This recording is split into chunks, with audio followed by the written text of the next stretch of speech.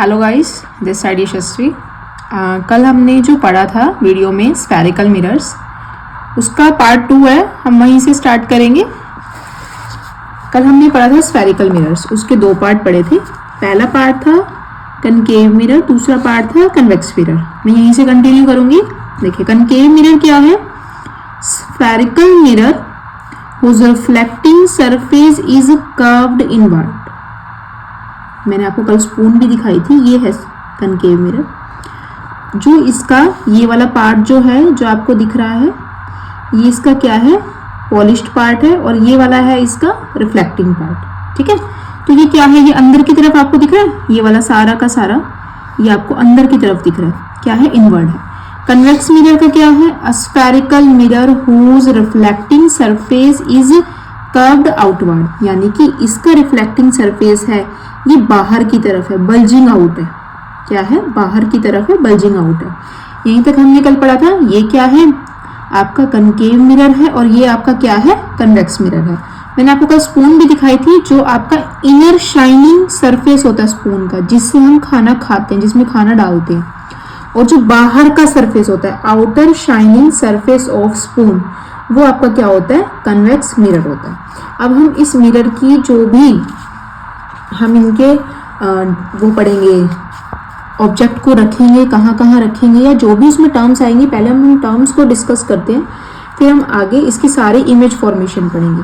देखो मैंने क्या करा, अभी यहाँ पर पूरा का पूरा आप देख रहे हैं ध्यान से, ये मैंने बनाया कनकेव मिरर। कनकेव मिरर बनाया, मैं इसको पूरा करके इसको एक होलोस्फीयर की फॉर्म में शेड करके बना देती हूँ। ठीक है, अब होलोस्फीयर है तो उसका कुछ ना कुछ सेंटर होगा, तो मैंने उसका सेंटर मेंशन कर दिया। ठीक है, और ये जो इस आपका कनकेव मिरर बनाया है, जो इसका सेंटर होगा, जो इसका, उसको हम बोलेंगे पोल, उसको बोलेंगे पोल। और आपके स्फीयर का, होलोस्फीयर का सेंटर, वो है सेंटर ऑफ कर्वेचर। और जो इन दोनों के बीच का डिस्टेंस है, उसको आप बोलोगे फोकस। और जो यहां से यहां तक डिस्टेंस कवर कर रहा है, उसको बोलेंगे रेडियस ऑफ कर्वेचर। और जो फोकस और पोल के बीच का डिस्टेंस कवर कर रहा है, उसको बोलेंगे फोकल लेंथ। सेम आप ये उसमें पार्ट करोगे जो आपका कन्वेक्स मिरर है। मैंने यहां से कन्वेक्स मिरर बनाया, उसको करते करते मैंने होलोस्फीयर बना दिया। अब ये मिरर के इस साइड था जो आपका सारा बना था फोकस, अब ये मिरर के इस साइड बनेगा, वही सेंटर ऑफ कर्वेचर, ये आपका रेडियस ऑफ कर्वेचर, ये आपका पोल। और एक चीज और, ये जो लाइन पास कर रही है ना, ये पूरी की पूरी जो आपको सेंटर में से पास करती दिख रही है, ये लाइन है आपकी प्रिंसिपल एक्सिस, जो सेंटर ऑफ कर्वेचर और पोल में से पास करती है सीधी लाइन। और यहां से जो यहां तक का पार्ट है, जो आपको दिख रहा है, यहां से यहां तक का पार्ट, इसको हम बोलेंगे अपार्चर। अब हम इन सारे पॉइंट्स को, ये पेपर में आते हैं कि what do you mean by pole, या what do you mean by radius of curvature, defined radius of curvature, ये सारे के सारे पॉइंट्स आते हैं। अब इनकी डेफिनेशन देखेंगे। अब है आपका पोल। पोल है, मैंने आपको तभी बताया था, centre of the reflecting surface of a spherical mirror. मैंने ये आपका स्फेरिकल मिरर लिया था। ठीक है, इसका ये रिफ्लेक्टिंग सरफेस है, यहाँ पर ये सारा का सारा रिफ्लेक्टिंग सरफेस है। इसका जो सेंटर पार्ट है, centre of the reflecting surface of spherical mirror, जो आपने स्फेरिकल मिरर बनाया था, इसका जो रिफ्लेक्टिंग सरफेस का सेंटर पार्ट है, उसको मैंने क्या डिफाइन करा? उसको मैंने बोला कि ये आपका पोल है। अब नेक्स्ट टर्म है आपकी, फिर है आपका centre of curvature. Centre of curvature है the reflecting surface of a spherical mirror forms a part of sphere. This sphere has a center is called center of curvature. जैसे जैसे लिखा है वैसे वैसे पढ़ना शुरू करो। तो reflecting surface of A spherical mirror, ये रिफ्लेक्टिंग सरफेस है, ये forms, reflecting surface of A spherical mirror forms a sphere. इसने स्फीयर बनाया, और इस पूरा यानी कि सर्कल बन गया, एक तरह से स्फीयर बन गया, होलोस्फीयर। इसका जो सेंटर पार्ट है, यानी कि इसका जो यहाँ पर सेंटर पार्ट आ रहा है, वो आपका कहलाएगा सेंटर ऑफ कर्वेचर। ठीक है, फिर है आपका radius of curvature. Radius of curvature क्या है? डिस्टेंस, यानी कि इन दोनों के बीच का distance, distance between centre of curvature and distance between pole. यही मैंने आपका मेंशन करा, ये रहा। ठीक है, फिर principal axis, straight line passing through center of curvature and the pole of spherical mirror। मैंने आपको पहले भी बताया था, जो सीधी लाइन बीच में से पास कर रही है पोल से और सेंटर ऑफ कर्वेचर से, वो आपकी क्या कहलाएगी? प्रिंसिपल एक्सिस कहलाएगी। फिर है आपका aperture, portion of a mirror from which reflection of light takes place. Mirror का सिर्फ इतना ही पोर्शन, यहां से यहां तक, जिसमें reflection of light takes place होगी, यानी कि जहां पर आपका reflection of light takes place हो रही है वही पार्ट आपका अपर्चर कहलाता है। फिर है आपका नेक्स्ट पॉइंट फोकस, वो पॉइंट प्रिंसिपल एक्सिस का जहां पर where the reflection light appears to meet और actually meet, जहां पर आपको जो लाइट है या तो वो एक्चुअली मिल रही है या आपको मिलती हुई दिखाई देगी, वो आपका क्या है? आपका फोकस है। फिर है आपकी फोकल लेंथ, फोकल लेंथ है आपकी ये distance between focus and the, क्या आपका distance between the focus and the pole, इन दोनों के बीच का जो डिस्टेंस है वो आपका कहलाता है फोकल लेंथ। अब एक आता है कि रिलेशन क्या होता है रेडियस ऑफ कर्वेचर और फोकल लेंथ में। रिलेशन होता है जो आपकी फोकल लेंथ होती है वो आपकी रेडियस ऑफ कर्वेचर की हाफ होती है, यानी कि f is equal to r by 2, r is equal to 2f। ये जो आपका ये वाला मैंने रिलेशन बताया है, ये आपके जितने भी आपके न्यूमेरिकल्स आएंगे इससे रिलेटेड सभी में ये सारा का सारा ये वाला जो भी है ये आपका यूज होगा। यहाँ तक क्लियर हुआ? अब हम चलते हैं, अब मैंने आपको सारे टर्म्स बताई, अब इन टर्म्स के बाद हमें यूज करना है कि हम इस, अब हैं आपके rules image formation by concave mirror. जब आपकी इमेज की फॉर्मेशन होगी कनकेव मिरर की, तो रेज कहाँ से आ रही हैं, कहाँ रिफ्लेक्ट बैक हो रही हैं, कहाँ की रेज कहाँ आएंगी, कहाँ जाएंगी, तो उनके लिए 3 रूल्स हैं। इन्हीं रूल्स को फॉलो करते हुए हम इमेज की फॉर्मेशन करेंगे। कौन कौन से रूल हैं? पहला रूल है आपका कि अगर कोई इमेज पैरेलल आती है तो वो रिफ्लेक्ट बैक होती है फोकस से। मैंने पैरेलल डाली, ध्यान से देखो यहाँ पे मैंने पैरेलल डाली और वो रिफ्लेक्ट बैक हुई फोकस से, ठीक है ना। यानी कि कोई भी इमेज अगर मैं पैरेलल फॉल कराती हूँ रिफ्लेक्टिंग सरफेस पे तो वो क्या होती है? उससे फोकस से रिटर्न हो जाती है। और अगर रे मैं फोकस से डालती हूँ, इंसिडेंट करी फोकस से, तो वो पैरेलल आपकी वापस हो जाती है। और थर्ड रूल क्या है? अगर मैं रे सेंटर ऑफ कर्वेचर से डालती हूँ तो वो सेंटर ऑफ कर्वेचर से ही दोबारा रिटर्न चली जाती है। ये मैंने आपको 3 इंपॉर्टेंट रूल्स बताए। इन्हीं रूल्स को फॉलो करते हुए मैं कनकेव मिरर पे जो इमेज फॉर्मेशन होती है वो फॉर्मेशन करूंगी। अब ध्यान से देखो, अब इसकी मैं ऑब्जेक्ट को अलग अलग पोजीशन पे रखूंगी, ठीक है। पहला पोजीशन होगा when object is at infinity. जब मैं ऑब्जेक्ट को इंफिनिटी पे रख दूंगी, पहले मैंने क्या करा, आपका कनकेव मिरर बनाया, ये रहा कनकेव मिरर, ठीक है ना। मैंने यहाँ से लाइन पास करी जो आपको दिख रही है प्रिंसिपल एक्सिस, ये आपका पोल था, ये आपका फोकस था, ये आपका सेंटर ऑफ कर्वेचर था। अब मैं रूल्स में से पहला रूल फॉलो करती हूँ कि आपकी इंसिडेंट रे मैंने फॉल करवाई, ये रही इंसिडेंट रे, ये फॉल हुई तो क्या रूल था कि ये फोकस से रिटर्न हो गई, फोकस से हो गई।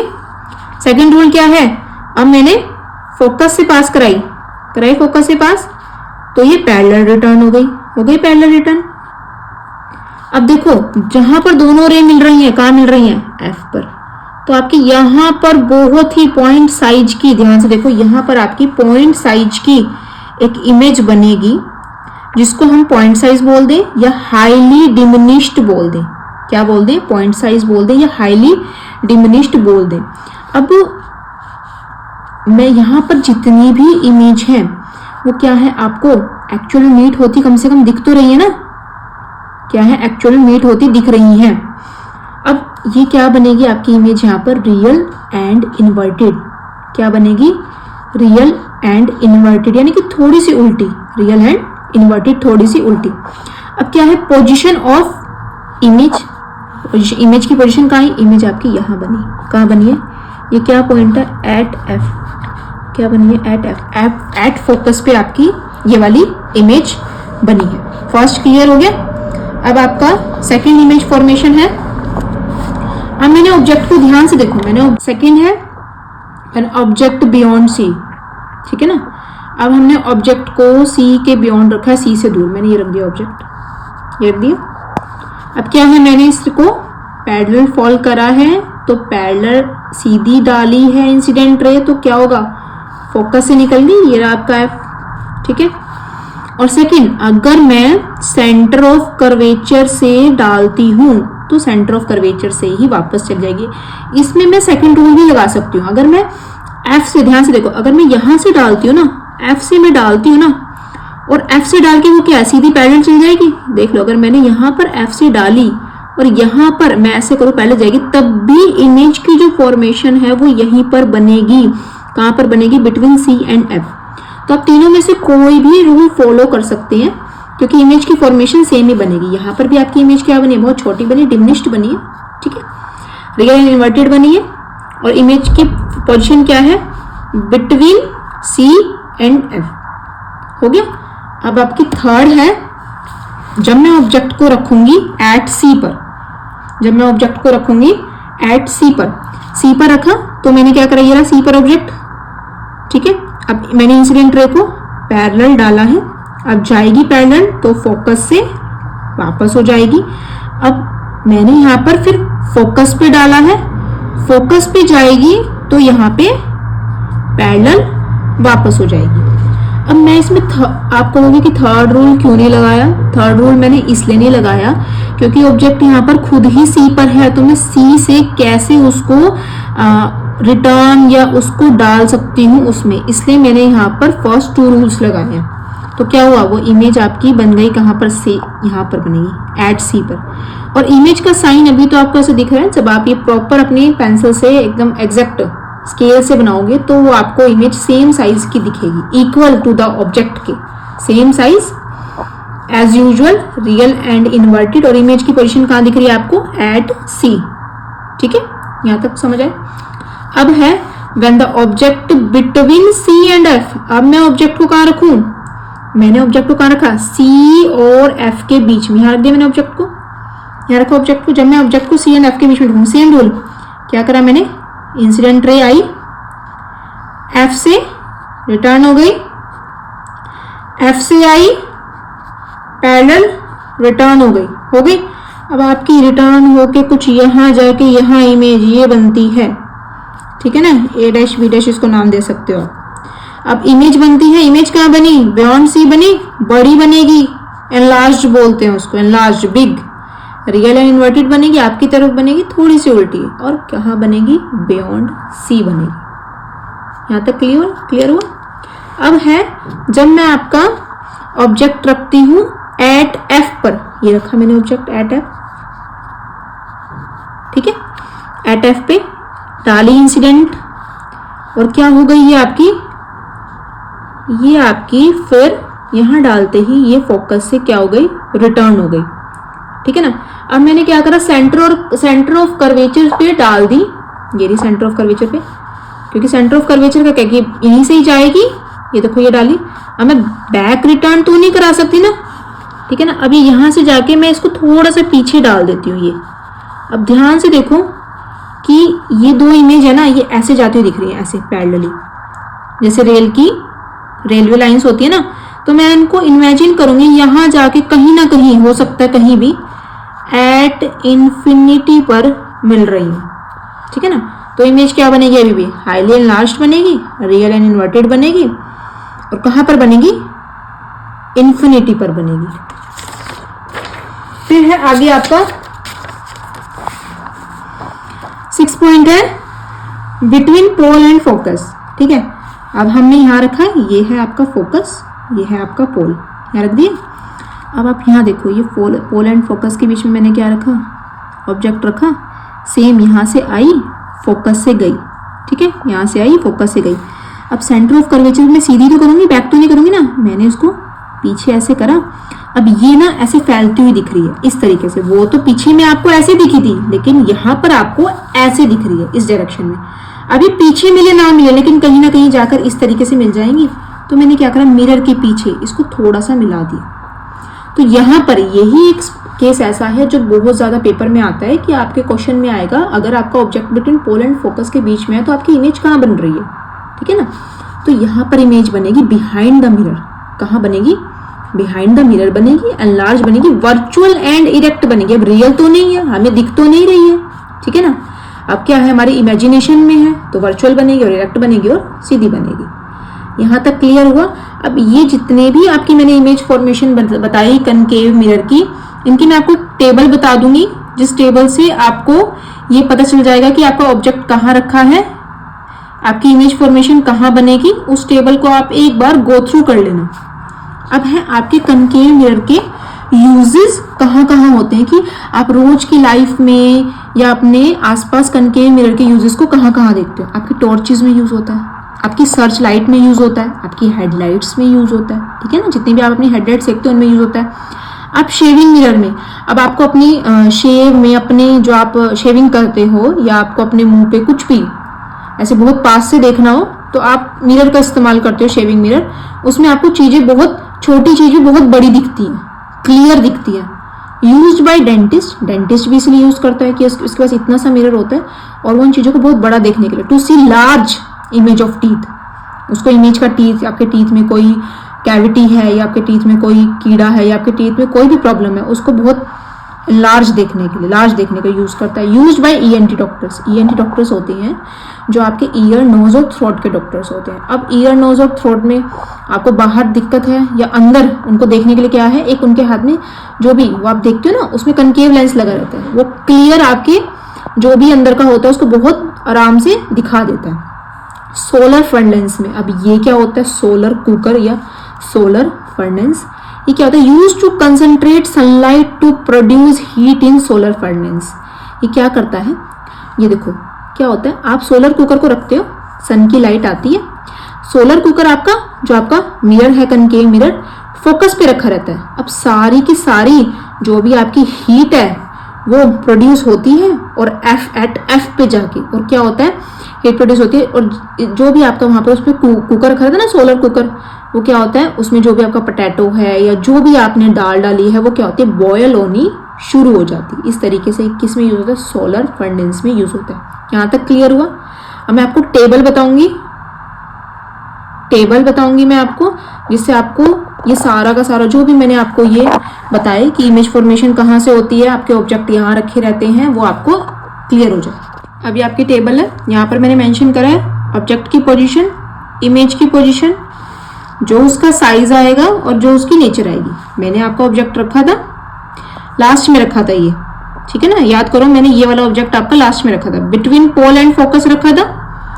इमेज कहाँ आई थी, बिहाइंड द मिरर आई थी। क्या आई थी इमेज, अनलार्ज आई थी, और क्या आई थी, वर्चुअल एंड इरेक्ट आई थी, ठीक है।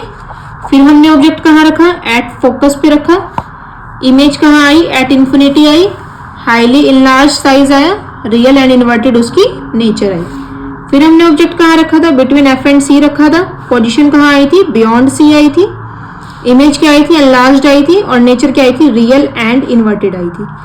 फिर हमने पोजीशन कहाँ रखी थी, एट सी। याद रखो जब हमने बोला था कि मैंने क्या बोला था कि ये सेम साइज की आएगी, याद है ना, क्या आएगी, इक्वल टू ऑब्जेक्ट आएगी, तो क्या आई थी, रियल एंड इन्वर्टेड आई थी।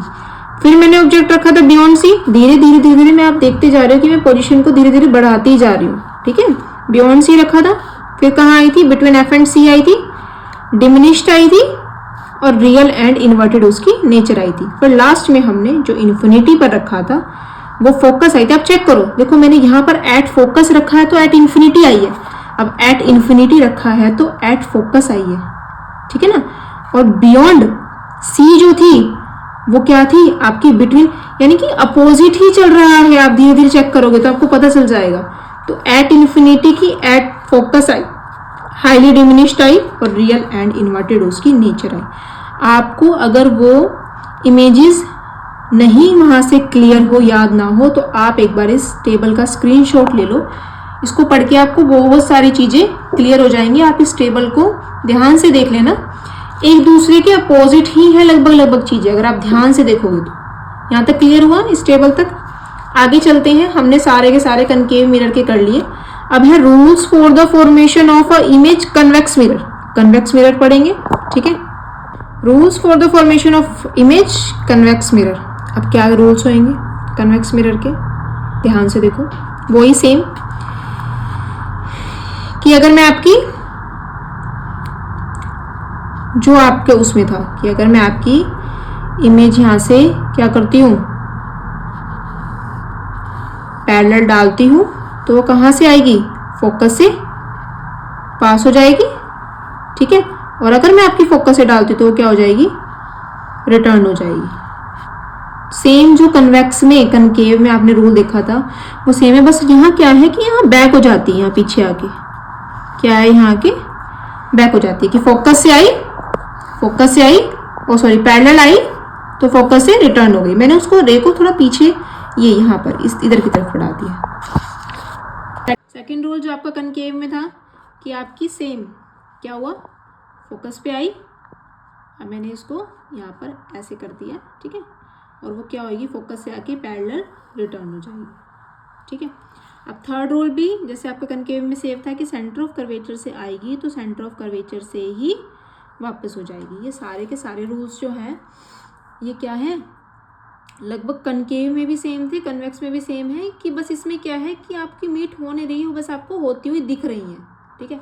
एक चीज़ और, जो कन्वेक्स मिरर है वो हमेशा ही वर्चुअल, इरेक्ट और डिमिनिश्ड इमेज बनाएगा। हमेशा आप याद रखना, जब भी आपको कोई क्वेश्चन भी आ जाए और अगर आपको कन्वेक्स मिरर लिखा हो तो आप बिना देखे लगा देना कि वो हमेशा वर्चुअल, इरेक्ट और डिमिनिश्ड इमेज ही बनाएगा। अब क्या है, हम इमेज फॉर्मेशन देखेंगे। इसकी इमेज फॉर्मेशन सिर्फ दो ही पोजीशन पर होगी। एक पोजीशन या तो हम ज़्यादा दूर लेंगे या ज़्यादा पास लेंगे, ठीक है ना, क्योंकि इमेज हमें लगभग मिलती हुई दिखती है।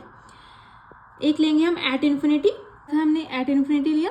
अब क्या है, एट इन्फिनिटी पे बहुत सारी रेज आई, ये दिख रही है आपको रेज आती हुई, यहाँ से रेज आई, एकदम से क्या हो गई, ये बाउंस बैक हो गई, क्या होगी, बाउंस बैक हो गई। अब यहाँ से बाउंस बैक हो गई, अब हम कहाँ इमेज की फॉर्मेशन क्या करेंगे, तो हम अपनी इनको थोड़ी सी आगे करेंगे, क्योंकि क्या है, ये सारे के सारे क्या करता है, वर्चुअल इमेज बनाता है, यानी कि हमें क्या है, हमारी इमेजिनेशन में है, तो वर्चुअल इमेज बनाएगा। ये हमारी क्या होगी, एफ पर आकर मीट होंगी, सारे की सारी एफ पर मीट होंगी। यहाँ पर इमेज बहुत ही स्मॉल बनेगी, डिमिनिश्ड बनेगी, पॉइंट साइज की बनेगी। तो क्या होगी, ये सारी की सारी बिहाइंड द मिरर बनी है, ठीक है ना। कहाँ पर बनी है, एट एफ पर बनी है, स्मॉल साइज बनी है। और कन्वेक्स मिरर हमेशा वर्चुअल, इरेक्ट और इमेजनरी, वर्चुअल मतलब कि इमेजनरी क्या करता है, ये इमेज फॉर्मेशन करता है। सेकंड हमारा है, अगर हम ऑब्जेक्ट को रखें पॉल और इन्फिनिटी के बीच में, ये रखा हमने यहाँ पर इन्फिनिटी, ये पॉल इसके बीच में रखा। सेम यहाँ से क्या है, हमने क्या करी, इमेज फॉल करी पैरेलल, ये बाउंस बैक हो गई बाउंस बैक। इसको हम थोड़ी सी आगे फॉर्मेशन करेंगे, कर दी।